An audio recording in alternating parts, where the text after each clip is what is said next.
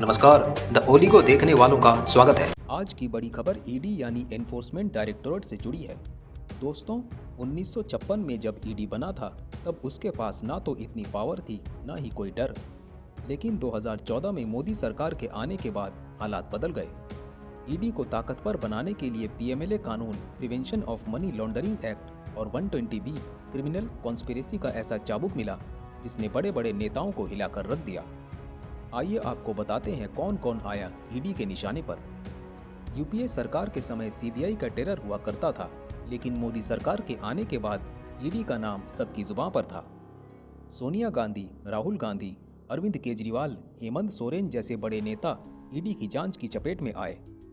Corruption, tax चोरी, जंगल कानून, किसी भी मुद्दे पर ईडी का दखल बढ़ता गया। हाल ही में सुप्रीम कोर्ट ने ईडी की ताकत पर बड़ी रोक लगाई है। कोर्ट ने कहा है कि पीएमएलए और 120B के दुरुपयोग को बंद किया जाए। इसके बाद ईडी को डीके शिव कुमार मामले में खुद ही बैकफुट पर आना पड़ा। डीके शिव कुमार, जो कर्नाटक के डिप्टी सीएम है, उन्हें घेरने की कोशिश में ईडी खुद फंस गई। सुप्रीम कोर्ट ने ईडी की कार्यशैली पर सवाल उठाए और कहा कि जांच एजेंसियों को निष्पक्ष रहना चाहिए। यह फैसला मोदी सरकार और ईडी के लिए बड़ा झटका माना जा रहा है।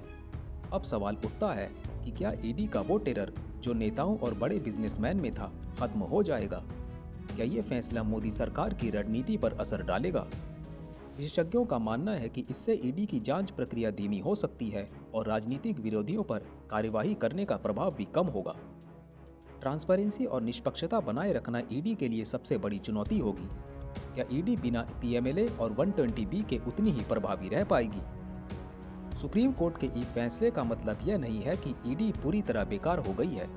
ईडी अभी भी मनी लॉन्ड्रिंग, आर्थिक अपराध और भ्रष्टाचार जैसे मामलों की जांच कर सकती है, लेकिन अब उसे हर केस में पीएमएलए और 120B का सहारा नहीं मिलेगा। इसका सीधा असर यह होगा कि ईडी को मामलों में पुख्ता सबूत जुटाने होंगे ताकि कोर्ट में वह अपने आरोप सही साबित कर सके। सुप्रीम कोर्ट के फैसले के बाद विशेषज्ञों का कहना है कि यह ईडी के लिए एक मौका है कि वह अपनी छवि सुधार कर पब्लिक ट्रस्ट हासिल करे। क्या ईडी इस चुनौती को स्वीकार करेगी या फिर एजेंसी के पास सिर्फ नाम की ताकत रह जाएगी? इसका जवाब समय देगा। आपका कीमती समय देने के लिए धन्यवाद।